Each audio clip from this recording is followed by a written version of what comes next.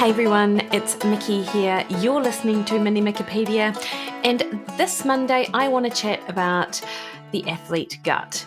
On the back of a couple of conversations with both friends and colleagues and clients talking about their GI related issues with their training. And, this can look like a number of things. One of my friends described the gut-related issues as farting like a trooper and needing to go to the toilet 3 times before going out on a run.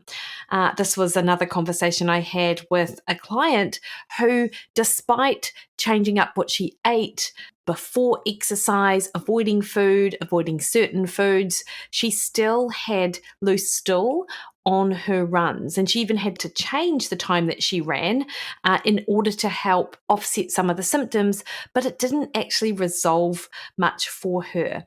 And then, of course, it sort of goes without saying that there is this emergence from the sports nutrition companies to sort of plow us with carbohydrate in doses of 90 grams an hour, 120 grams of carbohydrate an hour, and then just telling us to train the gut and you'll be fine.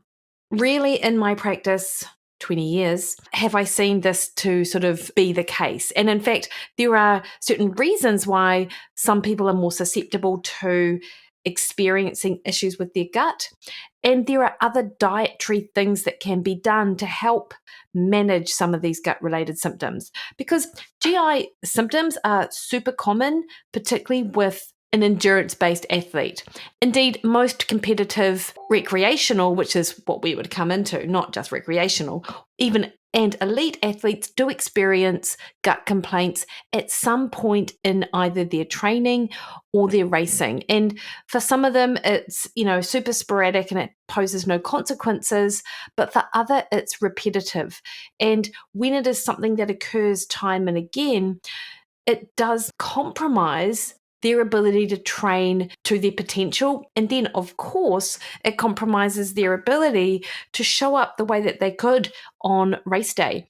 And even if we just think of something super simple, which is often overlooked, and that's the presence of bloating. A lot of people think that bloating is sort of normal. And indeed, some level of bloating is by no means debilitating for all people, but one of my clients expressed that he was bloated for 16 years, yet he would continue to train and compete in this state.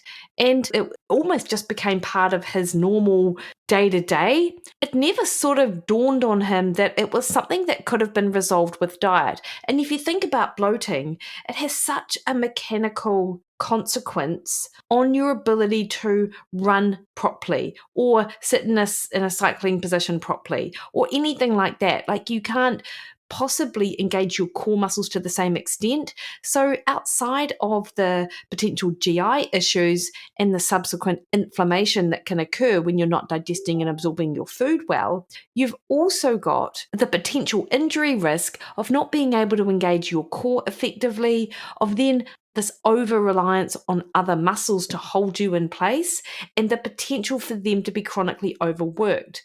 So there is so much that can occur because of these GI issues, exceeding just that sort of in the moment of loose stool or diarrhea or bloating or anything like that. And it's interesting, there are several factors that do influence the diversity and severity of gut complaints. And they predominantly arise from normal physiological changes that occur to the GI and immune system in response to exercise. It does go without saying that because of the mechanics of running and the additional sort of effects of foot strike and stuff with running, it is more likely that you will experience GI issues when you run as opposed to swimming or cycling. But there is a large body of exercise that does link changes in both blood flow and the stress response when initiating exercise to the subsequent gut complaints. And When we exercise, blood is diverted into the muscles to provide nutrients and oxygen to the working muscles, and also skin to keep the body cool, which then does reduce blood flow to the gut.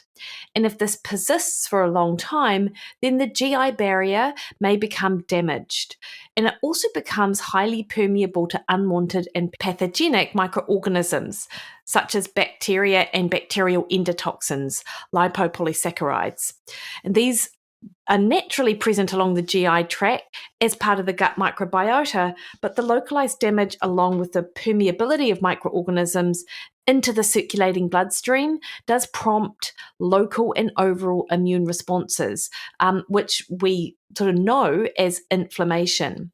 And there is also, as I mentioned, growing evidence that a third physiological change in the mechanical, such as foot strike, jarring, jolting, and sudden impact, may also be linked to athlete gut changes as well, leading to increased GI barrier damage and also reduced gut function. The stress response of exercise does also promote a reduction in overall gut function, including reduced gastrointestinal motility, nutrient digestion, and absorption. And this does increase the risk of nutrient malabsorption, such as carbohydrate malabsorption. Therefore, exercise per se naturally impedes an athlete's ability to provide nutrients and water at a time of increased requirements. And you can imagine, then, that to then have a lot of sports nutrition companies promote the addition of carbohydrate in amounts that are over and above what you would normally sort of take in a session or a race, can then be even more problematic for the athlete. So it is also important to note that the stress of exercise, the mechanical effects, and also, of course, just the blood diverted away from the gut, they're not independent of each other and they interact dynamically. So the GI tissue damage may reduce the function of the gut, and reduced gut function may increase tissue damage, and both of these may increase the risk of nutrient malabsorption and inflammation. And the malabsorption of the carbohydrate can result in bacterial fermentation along the intestinal tract that will result in increased gas and water content. All of that to say, these three things are all just related to exercise, but there are other factors related to exercise that can impact on gut-related issues. And it may well be exercise intensity, the duration. The longer you go, the more fatigued you get. The modality, I mentioned how running is more likely to result in GI issues compared to cycling. The temperature, so if you're in a hot environment, you're more vulnerable to gut-related issues compared to either being warm or cooler. Circadian variation, so like exercising at night might bring about more gut-related issues compared to during the day. Hydration status is a huge one. If you go into a session dehydrated, it can paradoxically result in more loose stool and diarrhea. Pre-exercise dietary habits and what you have just before exercise. Feeding tolerance, like how used to taking on board fuel you are. The impact of taking non-steroidal anti-inflammatory drugs versus taking none. And also if you are predisposed to any sort of gut-related disorders, and also your gut microbiota composition. So these all really are to do with exercise itself, but there are other factors that play a role as well. Like there are people who just in their everyday life do not tolerate dairy or do not tolerate grains or gluten, or have an issue with FODMAP containing foods. And FODMAP refers to a type of carbohydrate in these seemingly unrelated foods that can irritate the gut and cause inflammation and malabsorption. And this may be in foods in your everyday diet that then impact on what your gut does during exercise. So these are all potential risk factors for gut-related challenges, and they may explain why the type or the incident and severity may alter within and between exercise bouts, i.e. you feel fine in cool weather, as soon as it gets hot, you have gut-related issues. And it does sort of show the importance of being able to audit what you do in and around sessions and your sort of level of stress and fatigue, because that in itself can certainly play a role with your gut issues. And I know that, as I said, there's this real push towards training the gut in order to get you used to taking on board more carbohydrate-based foods or gels in your training session. But you know what? Despite the fact that this is something that is talked about far and wide in the sports science field by some researchers, there's just not a ton of science to support it. And I do find it super interesting how the same scientists who tell us we need to train the gut dismiss the body of evidence that suggests that we need to be more fat adapted, so we rely less on carbohydrate. And they don't see that as a sort of worthwhile pathway to explore if you've got gut related issues. Yet the body of evidence that exists for fat oxidation is probably more robust than the body of evidence to suggest that we can all train the gut. Another argument, if you like, towards training the gut in this instance comes from these anecdotes of elite athletes that can easily take on board 120 grams of carbohydrate an hour and have no gut related issues. And they're almost given this sort of superhero status, or at least their gut is. And whilst they might be able to take on board 120 grams of carbohydrate an hour, is that really necessary? For most of us to do that, we would be probably having to 4x the amount of money that we spend on our sports nutrition products. Who wants to do that? But also, more importantly, it then has implications for our metabolic health. Yes, this is a bit of a tangent, but if we're talking about the athlete, it is always going to be worth talking about this. Taking on board amounts of carbohydrate beyond 90 grams of carb an hour, like up to that 120 grams of carb an hour, suppresses your own fat oxidation pathways. And whilst this might not really matter if you do a one and done, if you do it during a race, the recommendation to train yourself to be able to do this and do this multiple times throughout that training cycle will just further impede your ability to utilize the hundreds and thousands of calories that you've got already stored on your body as fat, thereby delaying your requirement for carbohydrate until you really need it. Almost no one really needs 120 grams of carbohydrate an hour. So why would you try to train yourself to be able to take that on board? And I have spoken to a number of athletes who cannot understand why they seem to be fine in their training cycle. They get to race day, they're taking on board even 75 grams of carbohydrate an hour. And I'm thinking about my female athletes, and they have a terrible race because they're either vomiting, they are in the portaloo, and their stomach can't cope with that amount of carbohydrate. Racing will always ramp up your central nervous system and you'll get anxious, and it'll also ramp up the intensity in ways that cannot be replicated in a training situation for most people. This is why trying to be more strategic with your carbohydrate intake and potentially have 50 to 60 grams of carbohydrate an hour can go a long way to upregulating your fat oxidation, relying more on your endogenous fuel sources, and then using your carbohydrate more strategically to maintain your blood glucose across your race or your event, rather than just downing the carbohydrates just because this elite athlete can do 120 grams of carbohydrate an hour. And then if I go back to the athlete gut, if you are someone that is pushing high amounts of sugar and you experience bloating and flatulence, diarrhea, then that is definitely something that you need to look at. That gut dysfunction in the short term will impact on your ability to train at your best. But also long term, you may well be sort of setting the scene for this chronic inflammatory state, which might not be an issue when you're 28, but could well catch up with you when you're 38, 42, or older. And many of the athletes who are now in their late 40s, sort of early 50s, if you were to look at them, despite their sort of amazing careers that they may have had as an elite athlete, as Professor Grant Schofield called it when I chatted to him about this the other day, they just look a bit oxidized. And what he means by that is the metabolic cost of breaking down and oxidizing all of that carbohydrate that you use to fuel your training and your sort of racing has really impacted on the overall health of your cells and your mitochondria. And again, it befuddles me as to why this is now overlooked in the sort of face of pushing these higher carbohydrate amounts and quote unquote training the gut. The other thing I would like to just highlight in the nutrition space with the gut related issues is absolutely the dehydration one. And this definitely came up for a client of mine when we were talking about it. And she sort of revealed that she had coffee and a cup of tea, another cup of tea, maybe a glass of water after training, and then another cup of tea.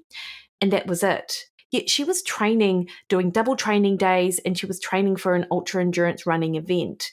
And she's experiencing loose stool. So this is another thing to consider if you have gut related issues. Hydration really impacts on your gut, and being dehydrated negatively impacts on your gut function. So when you're ticking the box and ruling out all of these things, make sure that your hydration status is also accounted for when you're trying to uncover what's going on. Another consideration, as I mentioned earlier, is the dairy and the grains. And look, I understand as an athlete with high energy requirements, it can be challenging to meet these without utilizing foods that are quick go-tos, like milk, like bread, pasta, things like that. However, it is still possible. And I think if you are having challenges understanding how to meet your energy requirements and getting to the bottom of your gut related issues, you need to see a practitioner to help you with that. And one of my friends asked me, what kind of testing would be good to understand better what's going on with the gut? And I've got to tell you, you could spend thousands of dollars looking at this. There is, of course, the standard stool-related tests to look for parasites. That could definitely be worthwhile. You can get them done through your doctor. There is PCR testing, which is genetic testing related to the gut, which may also give you some insights. And I was speaking to my friend Lara about this, and she's a naturopath and knows a ton in this area. But both Lara and I agreed that the best way to assess what's going on is really the elimination diet. That is the gold standard when it comes to gut-related issues. And as an athlete, that could just well be you, and that might be what you need to do. So you just want to spend a period of time removing some of the low-hanging fruit like dairy and gluten, 4 to 6 weeks, see what acute or immediate impact this has, and then reintroduce and to see whether or not you can still you are in fact able to tolerate these foods, or actually you realistically have to find a solution to meet your energy requirements outside of them. And believe me, it's totally possible, but you just have to understand better the negative impact that they might be having on your gut, and it has to be worth it for you to do it. In addition, I did mention the FODMAP diet. So FODMAPs are a class of poorly digested carbohydrates, including wheat, milk, onions, garlic, stone fruit, many legumes, avocados, mushrooms. Like, these are all foods that you may want to consider minimizing in your diet to see what impact that has. And this might well be for the athlete who tends to have gut related issues despite the avoidance of, for example, bread, but not really avoiding other things. In addition to exploring the FODMAP diet further, you would want to try and put into your diet substances that might help heal the gut alongside. Nutrilife do a good gut health product that has marshmallow, pectin, glutamine, curcumin in it that a lot of clients see some resolution of symptoms with. The addition of collagen, I think, would be worthwhile. And then just being really consistent with that elimination approach, so you allow your gut the opportunity to heal. But in addition to that, really be mindful of the sugar intake as well. I think an elimination diet is definitely worth exploring, but I would be really surprised if you could do it in the presence of a high sugar intake as well, because the sugar could continue to promote that inflammatory response. Another thing worth mentioning with gut-related issues is that when you finish your exercise session, despite the sort of prevailing message that you must get in food to recover as soon as you possibly can, in fact, if you do struggle with gut-related issues, then it's probably better for that stress response to settle down and to allow your blood to return to the gut area from the working muscles before you actually take on board any food. Because if you just immediately finish a hard session, quickly have a shower, and then gulp down breakfast, I tell you what, that is going to do nothing for your gastrointestinal issues. Instead, wait for your body to come out of that sympathetic state, relax into that parasympathetic rest and digest state, and then can eat your foods. That, I think, is going to be an important part of this sort of gut-related puzzle for most athletes. So yeah, these are my thoughts for gut health related to the athlete. Outside of the sort of mechanical and the stress related and the exercise related issues, then things like dairy, gluten on grains, hydration, and sugar are all considerations that you might need to explore further to get on top of your gut related issues. And of course, if you are someone experiencing it, then I would recommend working with a practitioner to help you get to the bottom of it. So you can train and race at your potential, basically, and protect your metabolic health for future. All right, team, that's the gut and the athlete. You can catch me over on Instagram and Threads and Twitter at Mikki Williden, Facebook at Mikki Williden Nutrition. Head to my website, mikkiwilliden.com, and book a call with me. All right, guys, you have the best week. See you later.